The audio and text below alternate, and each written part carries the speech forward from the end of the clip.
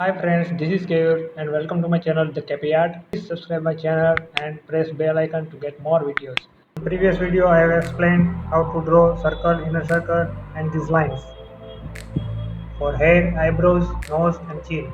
Today we're gonna draw side face of boy with the using of Loomis method. Please watch the video till end to learn step by step.